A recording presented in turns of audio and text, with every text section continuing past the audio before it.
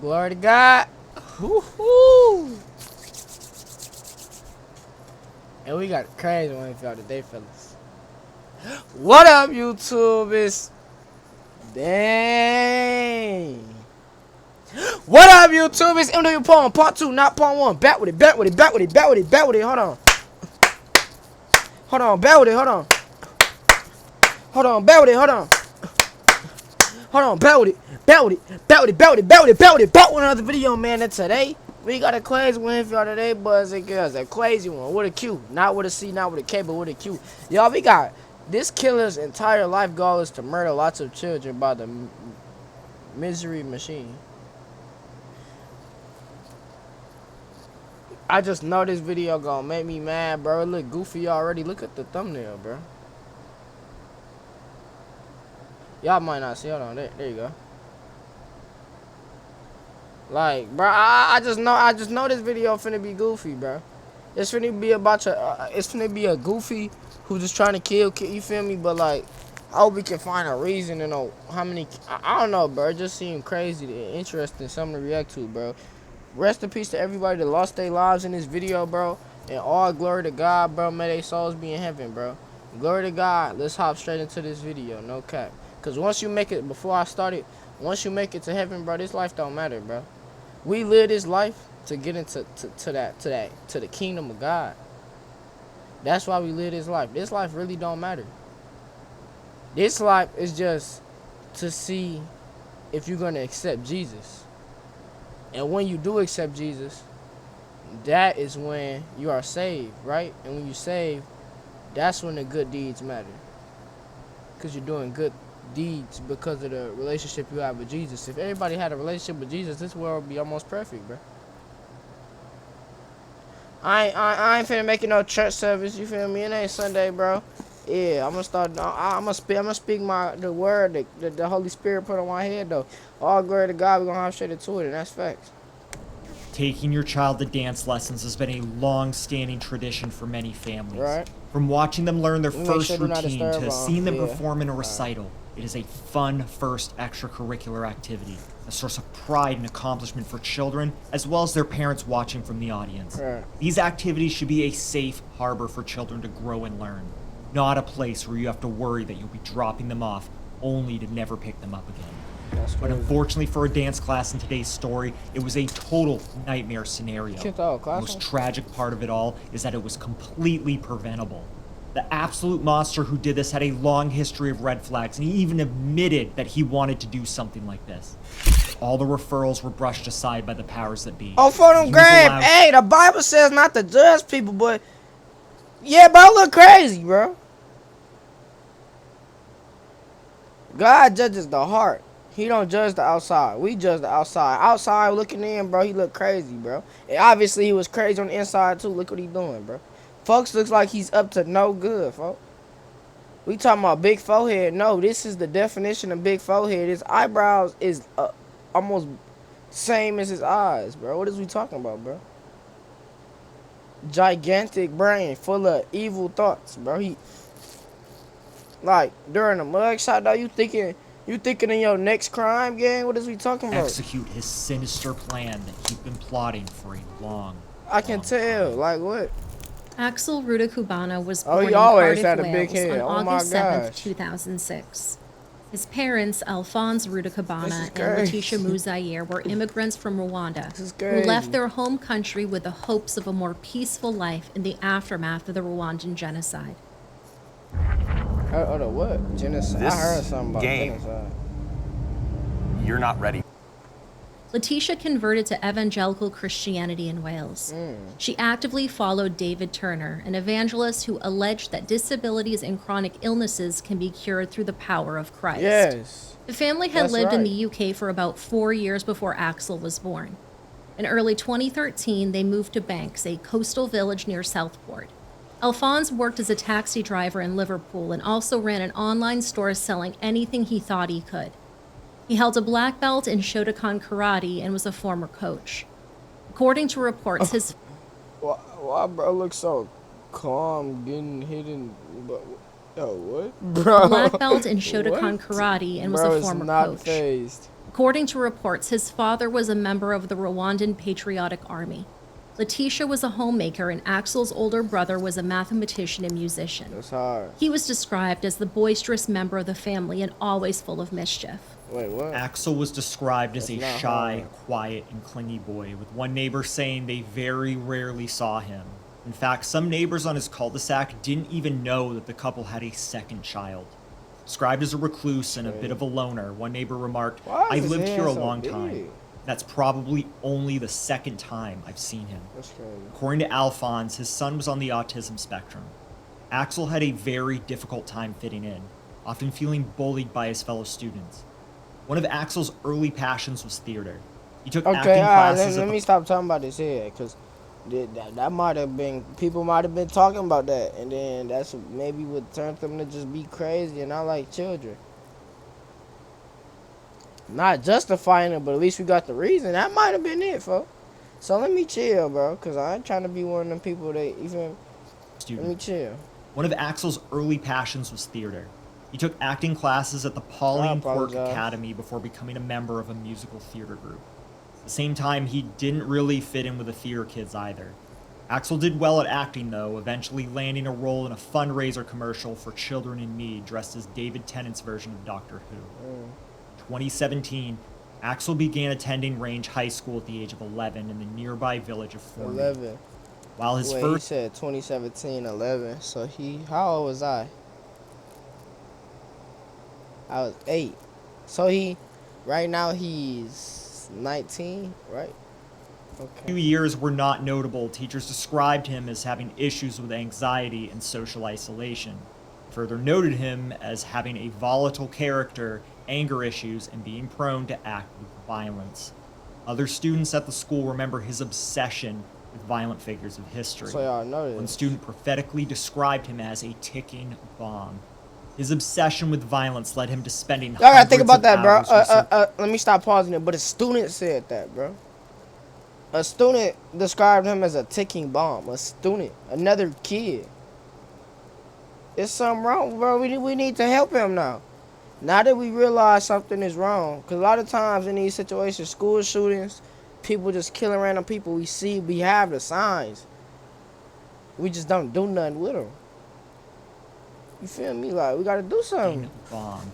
His obsession with violence led him to spending hundreds of hours researching genocide and wars such as the Ukraine conflict, World War II, but especially the Rwandan genocide. Nah, bro. In October of 2019, he contacted Childline, a British counseling service for children and young adults. Axel asked the question, "What should I do if I want to kill somebody?" Further discussion led to his disclosing he'd been bullied and that he wanted to kill that particular student. He was expelled shortly after due to telling the counselor that he had brought a knife to school multiple times. Later that December, he returned to school with a hockey stick scrawled with students' names on it and attacked a student. Yeah. Before a teacher could restrain him, he managed to break the other student's wrist. Police found a knife in his backpack that hadn't been used in the attack. He was arrested and charged with assault and possession of weapons. He pled guilty and was referred to the youth offending team for counseling. Axel began attending the Acorn School, which is an institute for students with special needs due to his autism and his previous violent outbursts. While he was there, he was referred to the PREVENT program. Now, PREVENT is a program in the UK that focuses on safeguarding individuals from being drawn into terrorism or extremism. There were concerns over minor acts of violence, multiple instances of researching school shootings, and him bringing a weapon to his former school. However, his referral was reviewed and closed with no further action taken. He was eventually barred from the school after they discovered his conviction for assault at the previous school. Axel then started distance learning but failed to complete the schoolwork.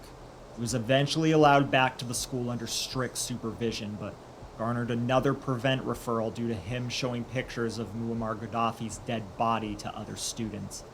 A third referral was generated after a teacher found open internet tabs researching the 2017 London Bridge terrorist attack, where a van was driven into pedestrians, followed by a stabbing spree by the van's occupants. This referral was again closed with no action taken. Axel's home life wasn't any calmer either. Records show that the police were called to his home at least 4 times over issues of family violence and damaging his father's car, and if it wasn't already clear to you, Axel was the aggressor in all these incidents. He was reported missing by his mother before being located after a bus driver alerted the police of someone, turned out to be Axel, not paying the bus fare. Later, his parents called the police again when he became violent after being grounded from his computer. He switched schools for a 3rd time, this time at the Pressfield High School and Specialist College, however, he rarely attended. When school officials made home visits, they usually requested a police presence due to the issues that Axel had shown them. Now, on July 24th, 2024, this marked an escalation in Axel's behavior. He anonymously requested a taxi to take him to Range High School just before summer vacation started. His father came out to talk to Axel while he was in the taxi. No one seemed sure what it was about, but Axel, who was wearing a green hoodie and a surgical mask, left the taxi and went back into the home. It was a very key moment before Axel went off the deep end. You can be the one to speculate if you want to, but to this day, we still don't know exactly what was said or if Axel's family had any idea about what he was plotting. That's a good topic, bro. My computer hot too. I hope it ain't lagging, bro. It's hard to get hot so quick. Hold on. See, this is what I got. Not only am I drinking this water, you feel me? I'm trying to cool my computer down. Chat, bear with me, chat. I just don't want it to be lagging. Hey, but rather he told them or not. Week later, on July 20. Rather he told them or not, bro. What was I finna say, bro? Rather he told them or not, bro. They saw all these signs, bro. They not seeming to do anything to help him. That boy not only needs to be in school, no, bro. He needs like an insane asylum, gang. He needs like, why did they take him out that little boot camp thing he was in for the little autistic and violent kids? Like, what? Why did they take him out of that? The situation became grim. A neighbor noticed him pacing on the street just after 6 a.m., which was completely out of character for him. Just before 11:45, Axel got into a taxi that he once again ordered anonymously. He was dressed in the same green hoodie and surgical mask. This time, he went to Heart Space, a local community area. It's down there. It's down there. The spray shop. We cash it card, mate. Number 34A, yeah. We cash it card, mate. We cash your card, mate.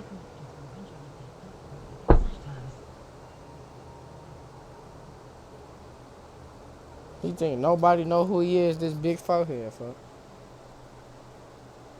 I'm not even judging him this time, like, for real. Like, he really think he's hidden, bro? Come on, man. Come on, gang. We all know who you are, bro. You're a very distinctive. He stiffed the taxi driver and walked into the building, heading to the 2nd floor where Leanne Lucas and Heidi Little were putting on a dance workshop. The workshop was aimed at girls from ages 6 to 11 and was based on the music of Taylor Swift. When he came into the workshop, Leanne assumed he was there to pick up one of the children. Axel then pulled a 7-inch kitchen knife from his hoodie, walked up to a child, and stabbed her repeatedly. He moved through the room quickly and quietly, attacking the children in a frenzy. Leanne only realized what was happening when Axel reached her and stabbed her 5 times in the back. She did her best to protect the children, pushing them out a fire exit and hiding them wherever she could. Heidi managed to lock a child in the bathroom to keep Axel away from them. One escaping child was grabbed just as she got out of the room. Axel pulled her back inside, stabbing her in the process. 63-year-old worker Jonathan Hayes ran into the studio from the 1st floor and found Axel standing over an unresponsive child. He attempted to grab the knife and was stabbed in the leg. Police arrived at 11:57 a.m. and found Axel standing over the body of 6-year-old baby King, who suffered at least 122 separate knife wounds. Bro. When ordered to stand down, Axel complied, dropped the knife, and was taken into custody. Boy, you should have killed yourself at that point. You was a goofy. What you think you finna go in jail and it's gonna be sweet for you? Boy, you was a goofy. You was a goofy. You gotta be the dumbest. And then ain't you 18, 2024? I was 15, he 3 years older than me. Yeah, you 18, bro. You're not getting off, bro. You wouldn't even get off if you was 17, 16. You might have got off if you was 13, bro. You're crazy, folks. You're going to jail for the rest of your life. You lucky if you don't get charged for the death penalty. But I don't know what you think, bro. I don't know, bro. I don't know what's going on in y'all minds, bro. I'll film it. I'll film it. You want to search it, yeah? Crazy. Nice. I don't suppose it's... For what, though? You've got... No. This is goofy. You've got no information to suggest there's anything other than this person involved. This is somebody who just want to throw their life away. You see, he not even fighting or nothing. He not trying to get away or nothing. He just want to end kids' lives. Look, kill his entire... Nah, for real, though. Look at the title, y'all. Kill his entire life goal is to murder lots of children. Like, real deal, he just lived to kill people. Kids. Like, he not fighting the cops, nothing. He not trying to get away or none of that. Freak around with him. There's a knife up there that's been disarmed. Any more kids in there? Not that we can tell. I've said all the cupboards in the main room are empty. Double up on the idea. I mean, I don't know whether it's worth walking on, mate. We've... Hey, Nate, ask not just what's the way, ask it just to clear it. He's a goofy, bro. A goofy. Yeah, check the front, mate. If you want to pop into the rear, I've got him here. Capital letters, gang.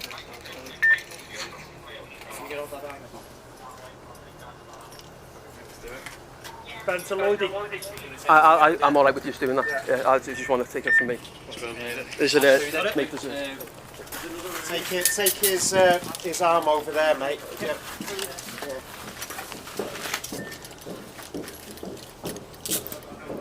Like a doofus, bro. Yappy. Just double lock it. I know your neck hurting.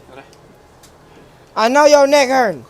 This man got this man in a headlock. He peaceful. Like, what's wrong with dog? I can get in the back with him if you want. Just double belt braces.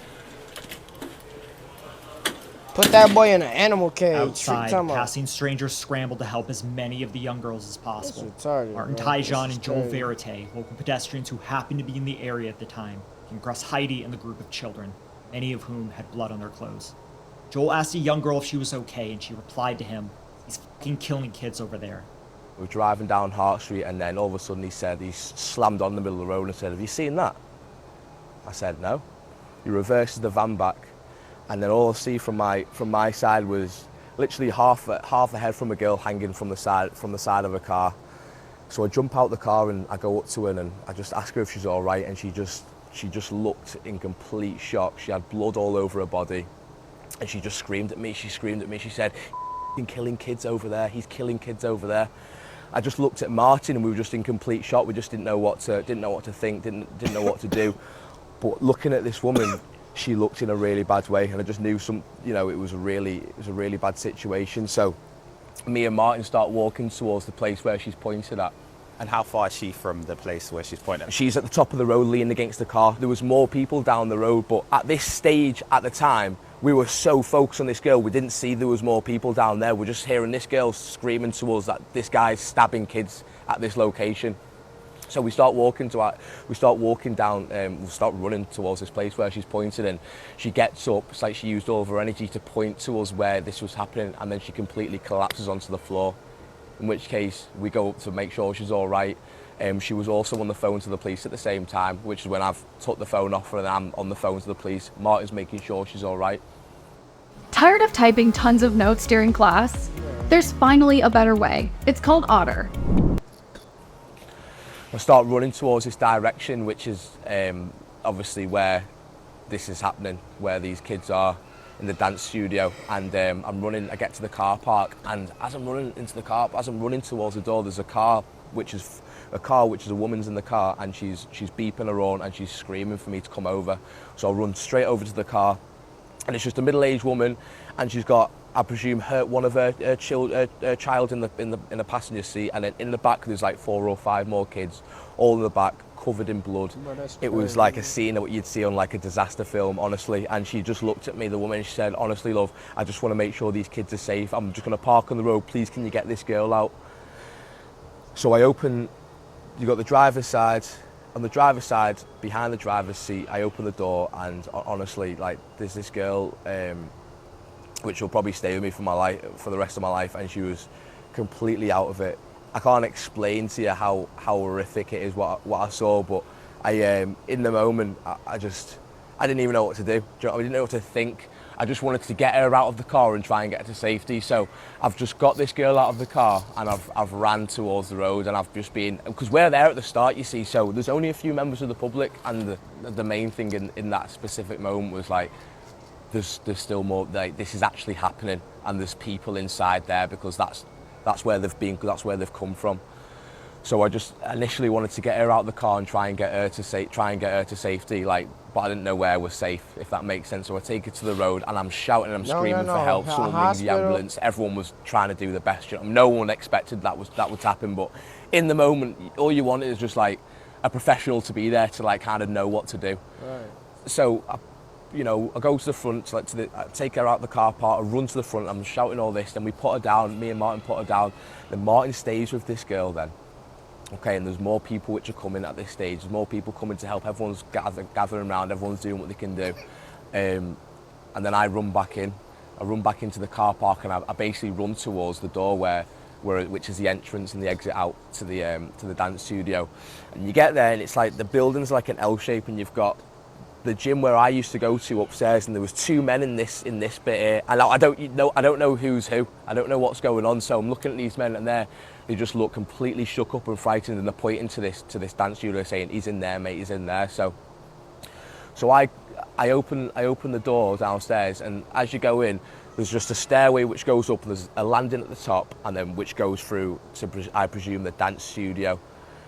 So I just remember opening the door, and I was shouting hello, just see if anyone was there. And then I remember just taking a step on. I remember go onto the stairs, and took a few steps onto the stairs. I'm still at the bottom of the stairs. Bro, he explaining it so like you can picture exactly what he's saying, bro. I remember go onto the stairs, and took a few steps onto the stairs. I'm still at the bottom of the stairs though, and I look up, and then there's just this guy there at the top of the stairs, just in a full tracksuit, with his hood up, with a knife, and it's like he maybe didn't realise that I was going to be in there, but we've looked at each other, then he's scurried off to the side. And you locked eyes with this man? You looked at him? I looked at this guy, yeah. Martin started CPR on one girl, 9-year-old Alice Da Silva Aguiar.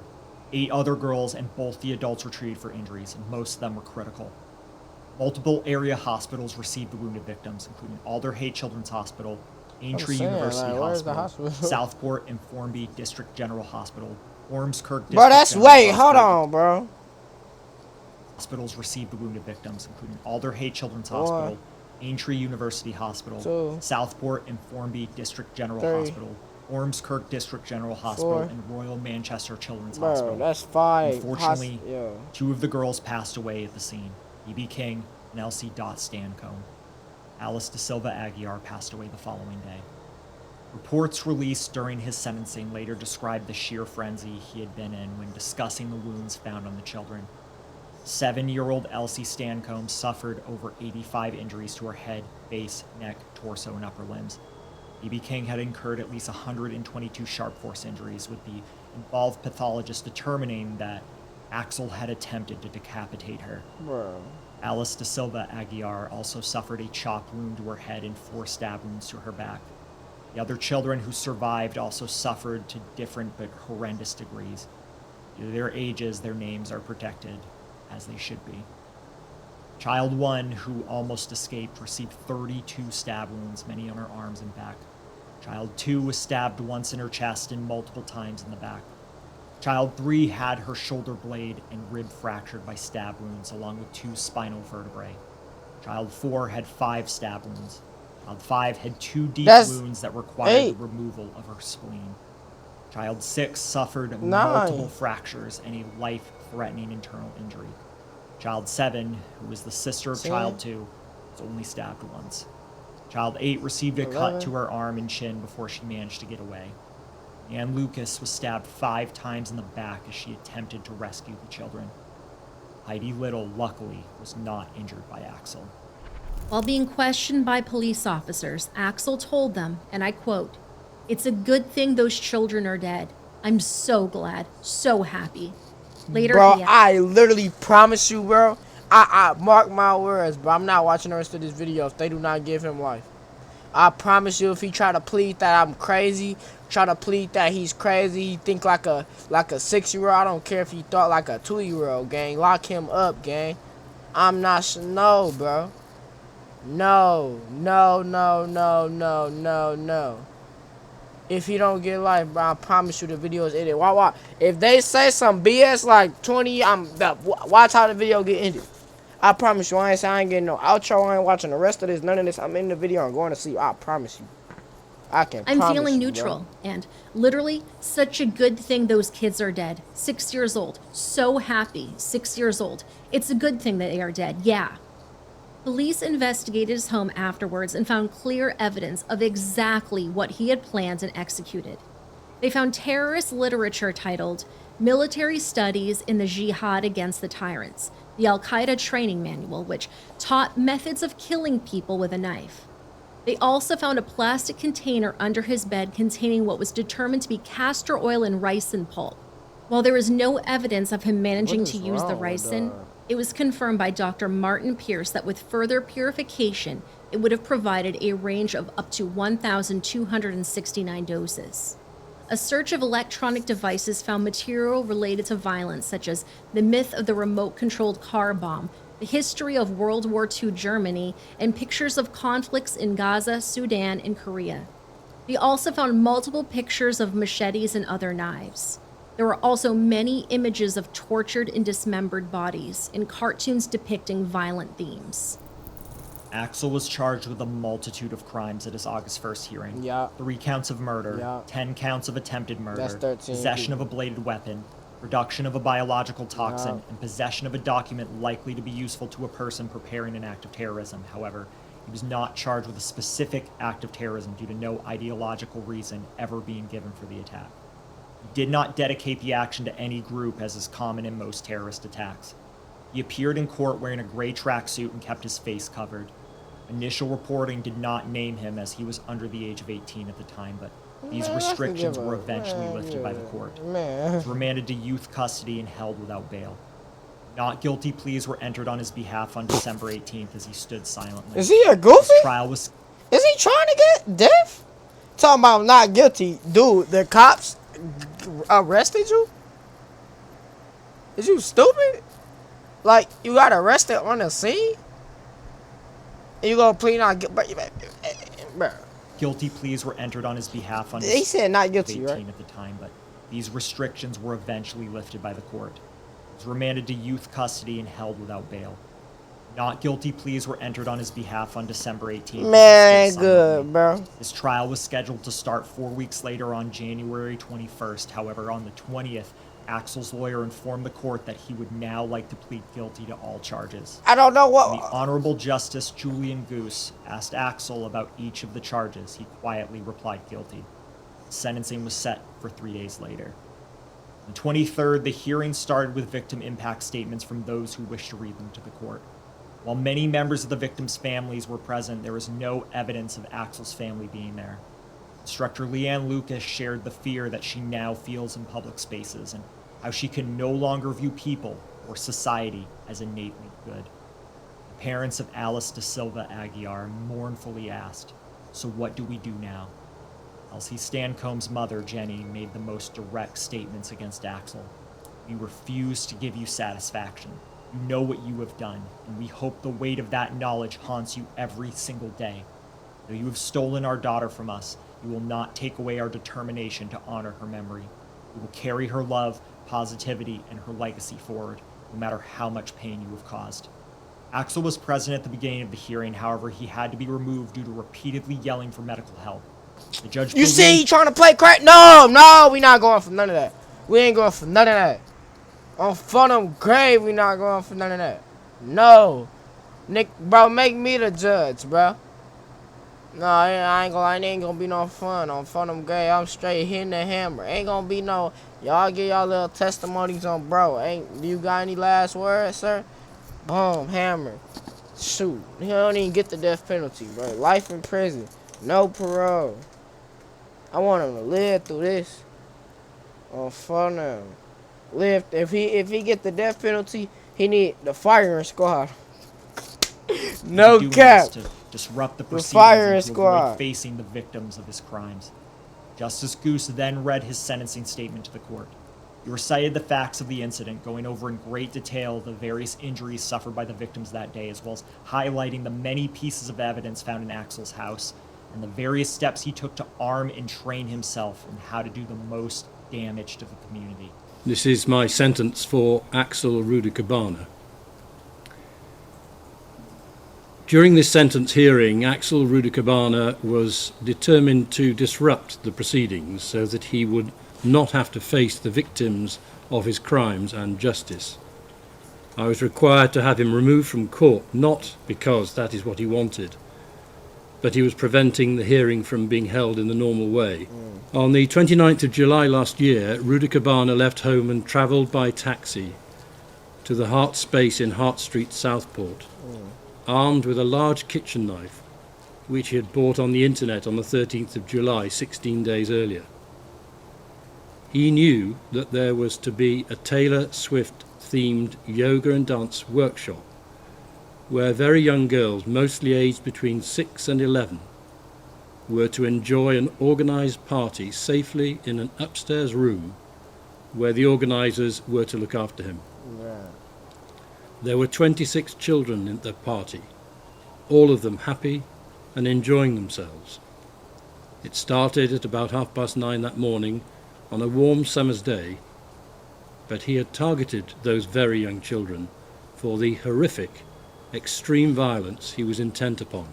At 11:45 that morning he arrived and walked straight into the building, up the stairs to where he could hear the sound of happy children. In his mind was the intention to murder as many of them as he physically could. He wanted to try and carry out mass murder of innocent, happy young girls.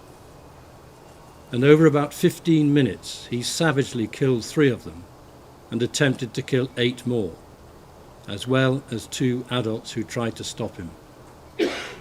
It was of such extreme violence, of the utmost and exceptionally high seriousness, that it is difficult to comprehend why it was done.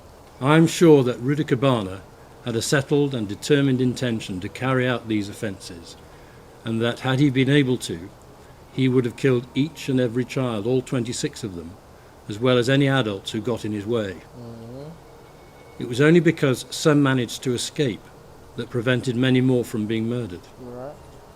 I am also sure that after the other children, 8 of whom he had very seriously injured, managed to escape, it left him in the upstairs room and landing, where he returned to continue his sustained and brutal violence against 2 of the youngest of those children, stabbing them multiple times. That demonstrated how determined he was to cause the maximum suffering he could. Right.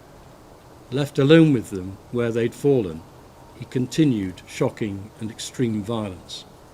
I have read each of the victim personal statements, and many have been read out to the court. They are all deeply moving. The harm that Rudicabana has caused to each family, each child, and to the community has been profound and permanent. For mitigating factors, he did take into consideration that Axel committed these heinous crimes at the age of 17, even though he turned 18 in custody. This forced the judge to set a sentence less than a whole life order as defined by UK law. What? Axel was sentenced to 52 years in prison, with the sentence later being slightly altered to him being detained at His Majesty's pleasure, a form of indeterminate sentencing in Commonwealth countries. Should I end the vid, bro? 52 years, so what, he 18, he gonna get out at 70?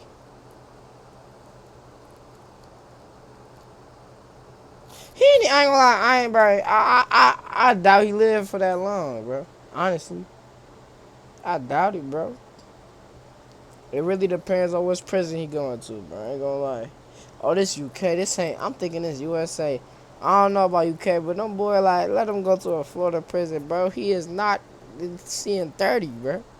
Means No that cap. Axel cannot be considered for release until the year 2077, at which point he will be 70 years old. Man. The incident rocked the community and, indeed, the entire country. Many politicians, such as life because he wasn't 17 because he wasn't 18 when he did the crime. Man, F all that. Though. Minister Keir Starmer and Patrick Hurley spoke out in the House of Commons and visited the community.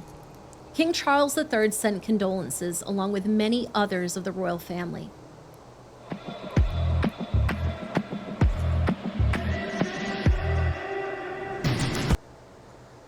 In her first official act after being treated for cancer, the princess, along with the Prince of Wales, visited the family of the victims. A GoFundMe was started for the families and the victims, eventually raising over £150,000. Flowers, stuffed animals, and cards poured in from the community at the Heart Space. Attention was also drawn by politicians to the response from Prevent, with a public inquiry launched to find out why none of the 3 referrals into Axel went anywhere. One theory was that evidence of possible threats from Axel were ignored due to him having no specific ideology. After review, changes were made to understanding indicators of radicalization where coherent ideology is not present. This will, hopefully, help with this kind of incident in the future. In wake of the attacks, rampant misinformation spread throughout the UK.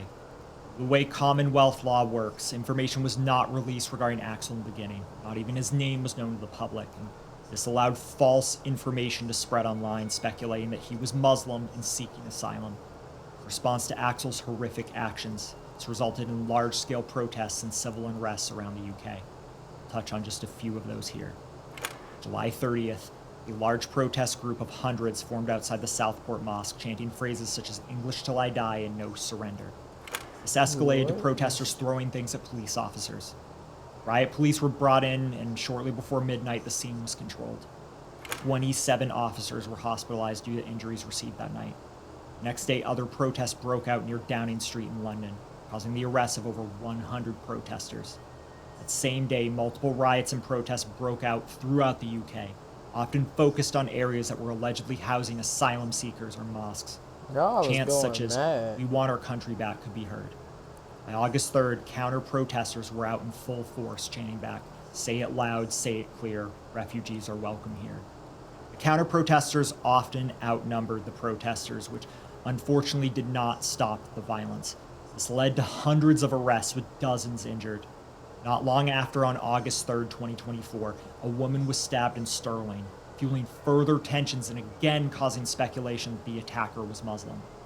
Police in Scotland put out a public statement immediately that the attacker was a white male, but this did nothing to stop misinformation.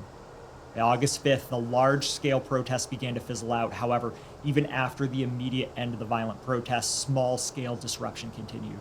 On August 6th, several masked men stole a car and drove into a real estate agency after receiving false claims What that is they were wrong renting with to y'all, asylum bro? seekers. Later, a Molotov cocktail was thrown at a mosque in Northern Ireland, Then they got causing the Molotovs, largest like- police mobilization in over a decade to be called in by the government. Individuals that looked even vaguely Middle Eastern were attacked in the streets, and police officers were also assaulted and their cars were vandalized. By August 8th, the majority of people showing up at planned protests were counter-protesters. This all like in days, bro. They doing this back to back to back. July, what they say, 30th or something. Then it was the day after. Then it was August 3rd. Now August 8th. Like, it's no time frame, bro. They like, oh, trick. The situation didn't fully settle down until August 11th. Many people were arrested so quickly that it caused severe overcrowding at the jails, resulting in the UK government allowing prisoners to be held at police stations until there was room for them at the prisons. This, y'all should have along with put the his ass in the death penalty. He would have died, and I would have been an extra spot. that was found on Axel's computer was brought up in the House of Commons My as fault. justification I'm as to wishing why death they on felt people, but, like, more strict he rules about just social bogus, media were bro. needed, I but don't know. no laws have been passed at this time. There was also discussion by Chris Phillip, the Shadow Home Secretary, that the government should have released evidence regarding Axel faster instead of at the end of trial. No changes have been suggested thus far. There was also public outrage over the fact that Axel was not sentenced to life purely because he was 17 at the time of the murders. Yeah, no, While the Attorney General reviewed the case, the decision was made not to appeal Axel's sentence. Could releasing Axel's identity early on have prevented all this violence from happening, or would all of this have happened regardless? I don't live there, so I'm not sure, but if you're from the UK, I'd love to hear your thoughts in the comments. The Rudakubana family is still believed to be living in the UK. However, for their safety, they have withheld disclosure. His parents and brother have not given interviews to the press. The church Axel's parents attended put out a short statement asking for peace and healing for all those impacted by the tragic events, and decrying the fake, racially motivated news that caused such violence. Oh, bro, after. they started the video talking about with Christ's powers, with Christ, you can power through any illness. I don't hear nothing Jesus related going on right now, bro. They starting the video off dang near quoting Philippians 4:13. And they ending it with some he killing kids, and then it's riots going on in the whole country. Who was present during the attacks gave several interviews, explaining how he wished he could have done more to help the children. He reports that he still suffers from flashbacks It ain't from the your incident. fault, bro. Alice De Silva It is not your funeral was fault. held at St. Patrick's Catholic Church in Southport. So many mourners attended her funeral that speakers had to be brought in to broadcast outside the church. Her uncle, Richard Lira, read a eulogy provided by her parents, Sergio and Alexandra. He described Alice as their perfect dream child who moved our world with confidence and empathy. He remembered her as playful, energetic, friendly, and always so respectful. Described her transition from a princess to a preteen, suddenly worried about skincare and makeup, and her dream to raise her own children. A lover of animals and an environmentalist in the making, you moved our world with your confidence and empathy. Playful, energetic, friendly, and always so respectful. A peacemaker of the playground. No shouting is a house rule you applied. A big task for a small girl, especially in a Portuguese household. Being around you was a privilege. We cherished every milestone. You completed us.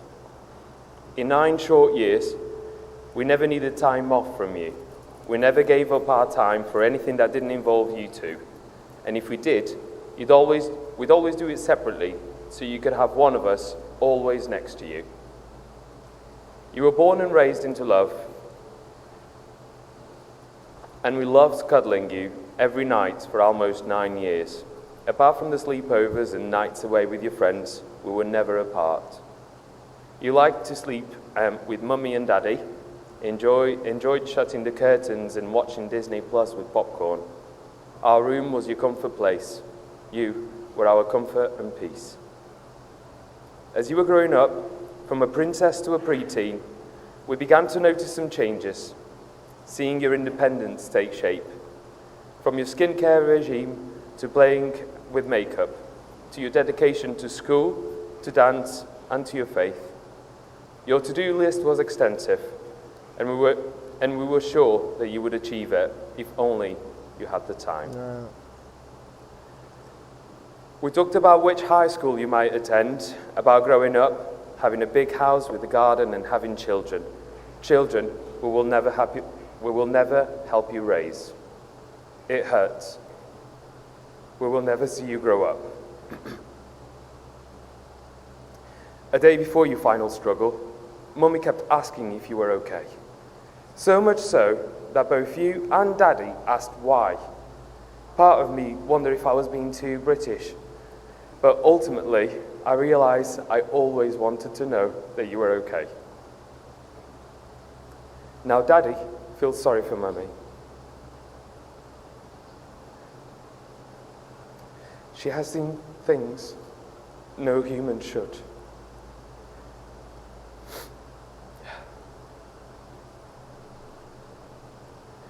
You were taken away from us too soon, and we often ask why. Why here? Why us? Why you? We wonder if you ever thought of us, called for us. We wondered if you felt any pain. We hope not, my darling.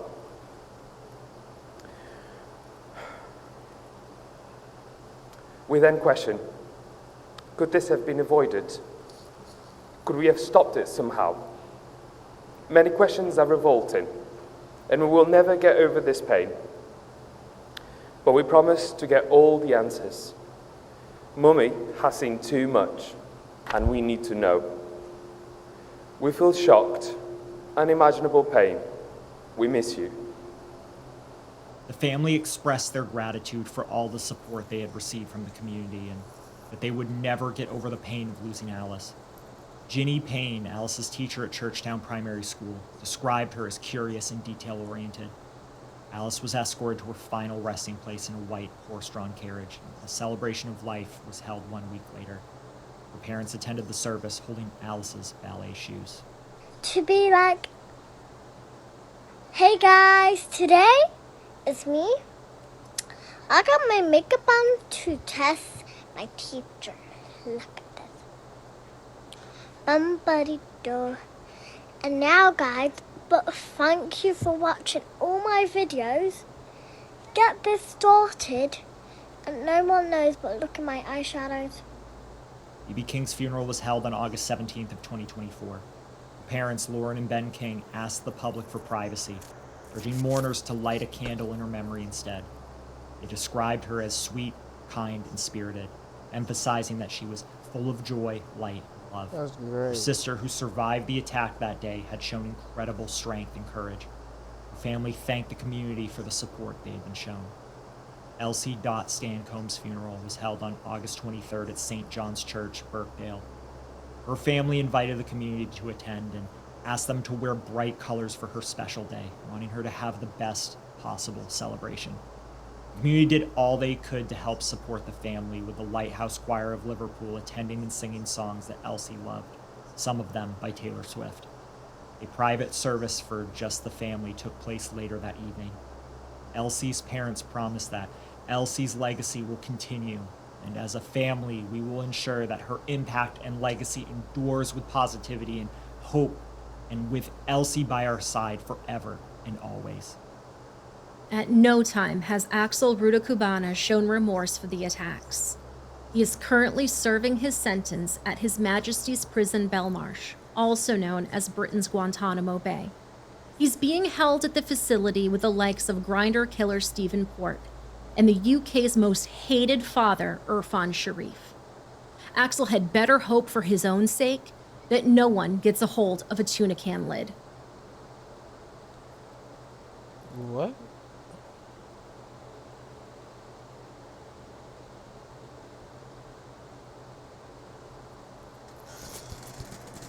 Bro,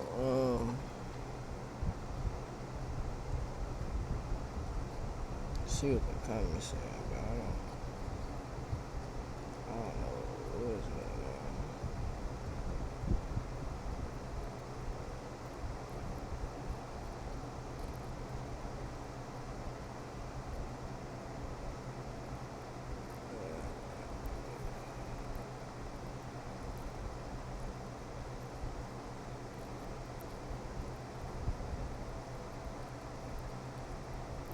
Yeah, I don't know why they kept his identity. I don't know why he ain't get life, bruh. I don't know, it's a lot.